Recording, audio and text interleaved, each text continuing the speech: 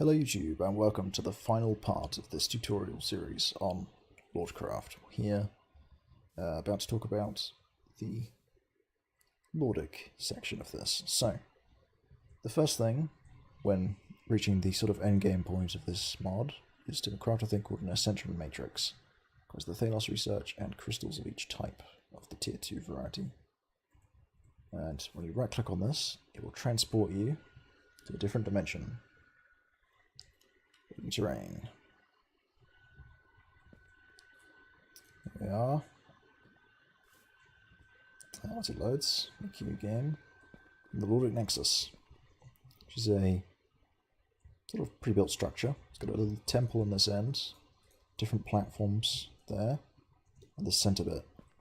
To return to the overworld, you just right-click on the matrix again, and it will take you back to exactly where you were before. If you somehow ended up in here without having gone through the matrix, it will just teleport you somewhere in the air. And you'll probably fall to your death, unfortunately. So don't do that. come through here normally. You can't break any blocks in here. If you try to, it will not happen. It won't do it. You can't cast magic in here either. Anything destructive will be blocked. You can cast some magic, but not destructive magic. So this area is accessible by all players, and you cannot interact with anything in here. So entering the temple, see the lighting is a bit sort of broken, because that's how Minecraft works, unfortunately, with lighting. And you'll see there are these sort of platforms around, with a thing in the middle. When I right-click on one of them, it will summon a lord. I'm on peaceful mode, so that's not going to work. There you are. Overlord of Water. I can talk to them. And this mod features a dialogue system of sorts.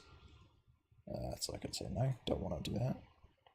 Or I can just go through various dialogue choices. And I am actually given a quest. And I can access this with the quest journal button, which is the X key by default. And I've been given this quest to slay 5 zombies. And my rewards are as follows. I can view the lore if I need. So, slaying zombies. Summon some zombies. Yeah, and grab a sword. 1, 2, 3, 4, 5. You'll see that as I kill them, my progress is actually increasing by apparently to 4. I'm not sure how that happened. Sure, that's a thing that's happened. That's a bug. I'll fix that. That's a weird one. Don't know what's up with that. Anyway, the quest is done, apparently. So I can now talk to you. Actually, if you click on the quest while you're in here, you can press this button to go back to talking. You can ask us some other questions about different things, to find out lore things. You can hand in your quest. So, it's a request.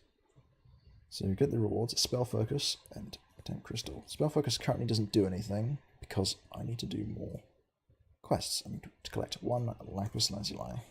So I collect one of those. Talk to her, wish to hand in a quest. And then once I've hit level 1 for the Lord in the water, as you can see, I've now hit level 1. This is an XP bar across the top, which builds up as do more quests. You'll see that she now has a special quest from me. Cast Rejuvenation, 0 out of 50 times. What is Rejuvenation? Well, it is a spell that I get from the spell focus. I can't see any spells in here currently, but that's because you need to right-click to get it to link to you in the first place. And upon casting it, which happens automatically, it will give me Regeneration 3. And it also applies instant healing as well, so you can actually use it to hurt monsters. By holding secondary effects, it will do an AoE in the distance, which means I can hit mobs with it. So like zombies, or I could use it on friendly things as well, and they wouldn't get hurt. These are only getting hurt because they're undead, and instant health obviously hurts undead. And you see I've cast Rejuvenation a certain number of times, so if I do it a few more, yeah. It only actually counts if I successfully use it on something. So that's important to note. You'll also notice there's this bar underneath that. If I was actually in survival mode right now, it would be using up more mana than I actually have right now to cast it like that. It's a bit tricky to deal with. So that can't be done right now. Oh, because I probably don't have the research for it, but regardless, I should now have rejuvenation. Yes, so that's now done, so I can hand in our quest, and she will then go into the phase of just giving me quest after quest until I level up. Each time you level up, you unlock a new spell, up to 6 spells. The last 2 are dictated by which of the choice element you went for. So like in the case of water, that would either be, if I grab the Book of Knowledge out, that would either be ice or steam. So I'll go with ice for now. I think that's the reason why I wasn't letting me cast the spell. Yeah. So you'll see it actually drains mana while in survival mode. In creative mode it doesn't, but in survival mode it does. So that's why I couldn't do it, because I hadn't done that. You need to have done one of these to actually do that.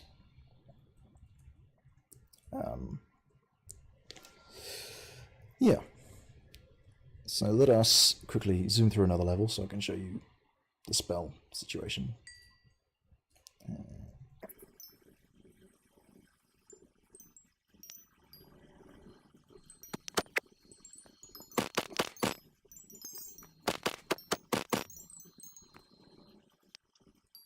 Okay, so I'm now level 2, my water, which allows me to get this new quest.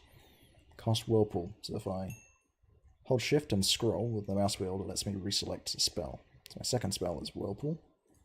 And this is like an AoE effect. It applies slowness to enemies in the area.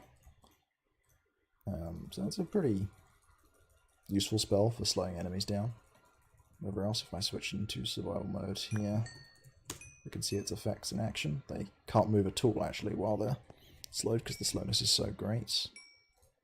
And I can keep casting it for a bit of mana, keep them away from me. Such. I've actually cast it enough times to complete the quest, so let's do that.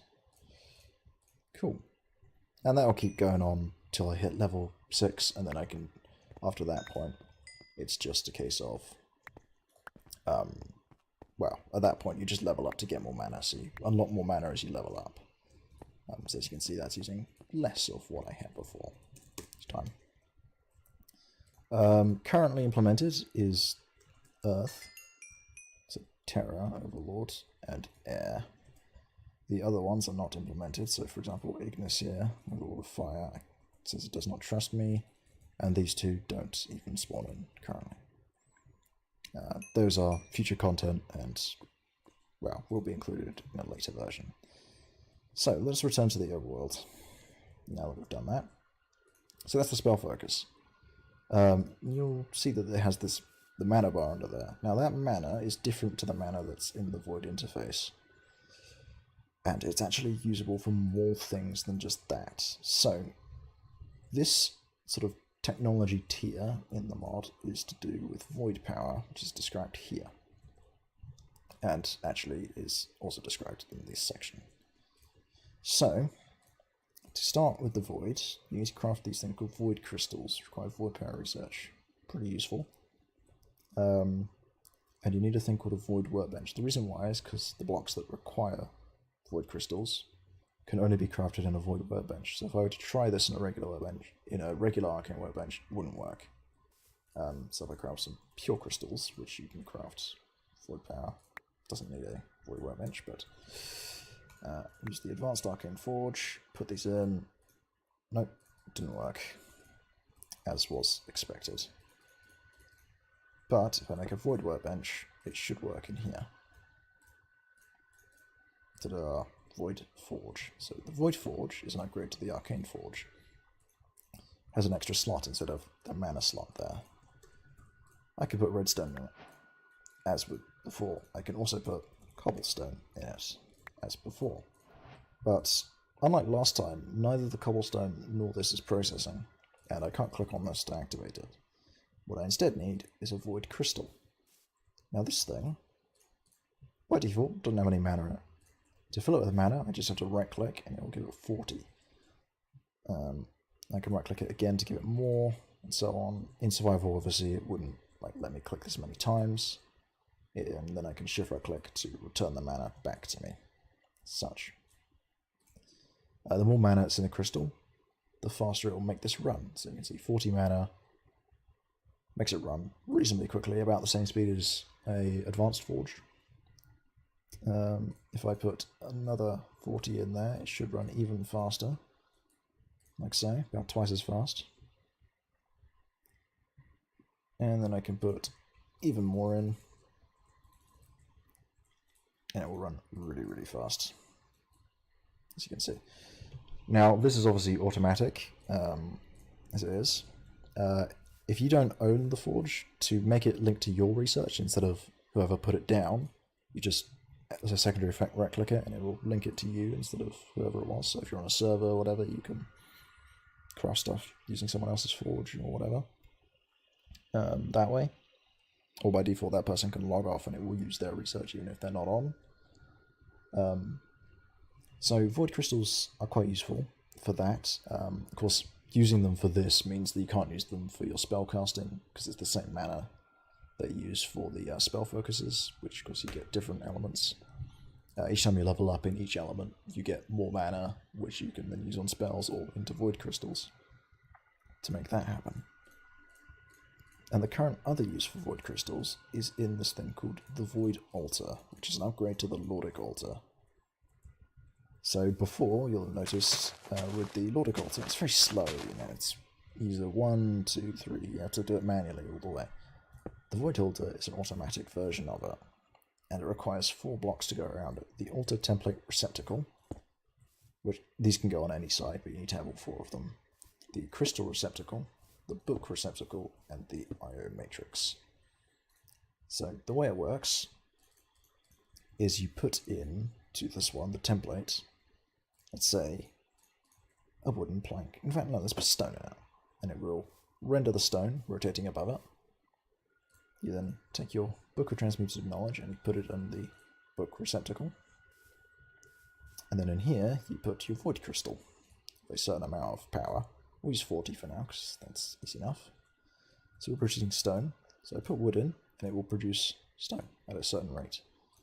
You might be thinking, why do I need to have a faster crystal, right? What's the point? Well, if I put wood in there, for example, I put stone, you'll see that it produced it a bit slower than it was producing the stone before. And if I put, like, say, a diamond in there, right? In here, sorry, but let's actually finish the research on diamonds quickly. Hold up. Let me grab another book here as well. Book. Boop. Let's finish the research on diamonds quickly. That should work fairly rapidly, I would hope. There, 9. That should finish it off in the next one. This will allow us to... Oh. Gotta prove me wrong, don't you? There we go. Right, so diamonds are done. So do those. I'll put the diamond blocks in. Right, so while that's processing, I'll just talk about things. You can see it will tell you how much energy is built up in there currently. So if I were to put, say, I put the diamond in there and I put, say, a single piece of stone in, it will tell me that 1 energy is in, and it's made 0 out of 16,384 progress. 16,384 is double the energy value of the item, and that is the number of ticks it will take to make it, assuming it has enough energy. So if I put a block of diamond in here now, you see it now has sufficient energy and it will tick up over time. The faster the void, more powerful the void crystal, so I put it up to 480, or even 560, or we've got 64, yeah, 640, you'll see it ticks up faster and faster and faster. So the more power you have in the void crystal, the faster this will run. So although this is automatic, it is slow because of that. This can be interfaced with pipes, whatever, so you can obviously feed in your cobblestone generator or whatever to power this. But it will take time to build up energy here. And of course, you know, you can put more powerful void crystals in, but you know, that'll obviously slow down your spellcrafting, your spellcasting ability as you go. So this is another way you can use your void energy, and once this completes, which I should do pretty soon. Yep, there we are. It still has enough energy, and it made a diamond. Awesome. So yeah, takes a bit of time, but it's alright. Let's make this really full, shall we? Like, really, really full. You'll see it goes much, much faster. Yeah, so as you can see, this did not make that die really fast. It never gets that fast, but you know, it does make a decent amount of time on it. Yeah. It's not too bad. Right, so that is the Void Altar, which is the upgrade to the Lordic Altar. So automatic, but slow. Your choice, what you want to do. You could use a Lordic Altar all the way, but that is a certainly a reasonable choice. I made it slow because when you do transmutation systems and other mods, it is usually the automatic functionality that causes it to be overpowered, as it were. So this is a nice sort of middle ground, I think, as well as this researching mechanic with all the loss and so on that you go through with that. So yeah, I think that's about it I wanted to talk about over these videos. So I hope you guys enjoyed this tutorial series. Hopefully it's been informative and not too long. I'll be back whenever I add some new content to this. Currently trying to finish off Shadow Legacy to get that out soon, so it'll be a while before actual new content comes to this, but when it does, I'll be sure to make a new updated tutorials on whatever changes and whatever else is added. So yeah, we'll be back next time. Goodbye.